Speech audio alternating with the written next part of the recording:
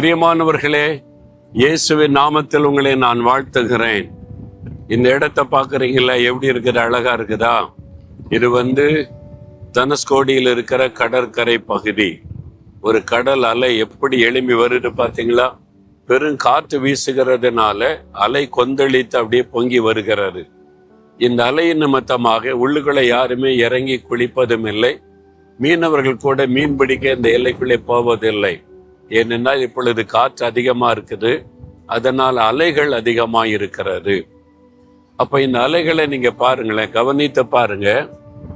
இது பெருந்தில் எளிமை பெருசா வரும்போது பயமா இருக்குது. இந்த கரைக்கு வந்த உடனே பின்னால போயிருது, அவ்வளவுதான். இதுக்கு ஒரு கரையை ஆண்டவர் நியமித்திருக்கிறாராம். யோபு 38வது அதிகாரம் 11ஆம் வசனத்துல அதை பற்றி சொல்லி இருக்கிறது பாருங்க. இம்மட்டும் வா, மிஞ்சி வராதே, உன் அலைகளின் பெருமை இங்கே அங்க அடங்க கடவுது அப்படின்னு ஆண்டவர் சொல்றார். கடலை பார்த்து இம்மட்டும் வா, இதுக்கு மிஞ்சி வராத அப்படின்னு. இது யாராவது மனுஷன் தடை போட்டு நிறுத்த முடியும்னு நினைக்கிறீங்க? மனிதனால தடுத்து நிறுத்த முடியாது. சுனாமி வந்துச்சுல்ல, அலைகள் ஊருக்குள்ள வந்துச்சு, பெரிய அழிவை உண்டாக்கிச்சுல. யாராவது நெல்லு இதுக்கு மேல வராதுன்னு சொல்லி நிறுத்த முடியும்னு நினைக்கிறீங்க? செவற்றை கட்டி கூட நிறுத்த முடியாது. அலைகள் கொந்தளித்து எழும்பி வந்துட்டா பெரிய பெரிய பாலங்களை எல்லாம் சுருட்டி கொண்டு போய்விட்டார், காணாமல் போய்விட்டார். அவ்வளவு ஒரு வல்லமை, ஒரு பவர் இந்த தண்ணீருக்கு இருக்கிறது. அப்ப அலைகள் எழும்பி வரும்போது அதை எதிர்த்து ஒருத்த நிற்க முடியாது. அது ஓடுங்க, தப்பித்து கொள்ளுங்கன்னு தான் சொல்லுவாங்களே தவிர எதிர்த்து நிற்க முடியாது. அவ்வளவு ஒரு வல்லமை உள்ளது இந்த கடல் அலை. இதே மாதிரி தான் உங்க வாழ்க்கையில பிரச்சனை. ஏதோ ஒரு பிரச்சனை, ஏதோ ஒரு போராட்டம் மோதிக்கிட்டே இருக்குது. அது ஒரு கடல் அலை போல எழும்பி வருது, உங்களை அழித்து விடும்படியாய். அது என்ன பிரச்சனை?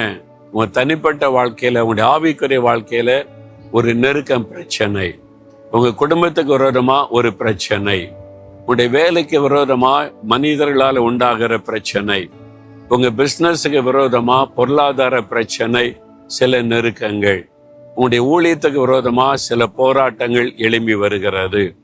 அப்படியே கண்ணு கெட்டின தூரம் அலையா வந்துகிட்டே இருக்குது. ஒரு அலை அல்ல, திரும்பி பாருங்க, மேல மேல மேல வருது. அப்படிங்கும்போது பிரச்சனைக்கு மேல பிரச்சனை, போராட்டத்துக்கு மேல போராட்டம் அப்படியே வருது. குடும்பத்தை தாக்க என்ன பண்ணுவோன்னு கலங்குறீங்களா? பயப்படாதுங்க. ஆண்டவர் என்ன சொல்றாரு? இம்மட்டும் வா, மிஞ்சி வராது. Stop here.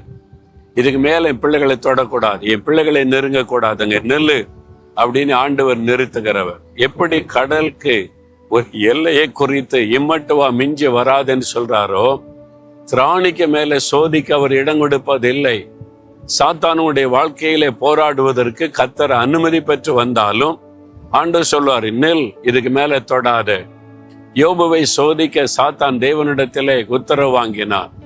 ஆண்டவர் என்ன சொன்னாரு? அவனுக்கு உண்டான எல்லாத்தையும் தொடு, அவனை தொடக்கூடாது. ஒரு எல்லை குறிச்சிட்டார். டோன்ட் டச் ஹிம், என் மகனை தொடாது. சாத்தான் எல்லாத்திலையும் கை வச்சான். பிள்ளைகளை எல்லாம் எடுத்துட்டான், சொத்துக்களை எடுத்துட்டான், எல்லாம் போய்விட்டது. ஆனா யோபு தொட முடியல. மறுபடியும் சாத்தான் போகிறான், ஆண்டவருடைய உத்தரவு கேட்கிறான். சுத்திலும் இருக்கிற எல்லாம் பாதிச்சிட்டது. அவன் சரீரத்துல வேதனை வந்துட்டா மறுதளிச்சிருவான். ஆண்டவர் அதை ஏற்றுக்கொண்டு, சரி, நீ அவனை தொடலாம், ஜீவனை தொடக்கூடாது, அவனுடைய ஜீவன் மேல கை வைக்க கூடாது, இவ்வளவுதான், இந்த எல்லை வரைக்கும் போகலாம். அதனால அவன் பருக்களால் வாதித்தான். அவனுடைய பிள்ளைகளுடைய உயிரை எடுத்த சாத்தான் யோபுடைய உயிரை தொட முடியல. என்ன? கர்த்தர் எல்லை குறைச்சிட்டார், இவ்வளவுதான் உனக்கு. அதே மாதிரி தான் இன்னைக்கு பிரச்சனை, போராட்ட, நெருக்கம் வரலாம். அப்படி பயமுறுத்துற மாதிரி வரும். ஆண்டவர் சொல்லுவார், ஸ்டாப் ஹியர், இதுக்கு மேல நெருங்காத, இதுக்கு மேல தொடாத.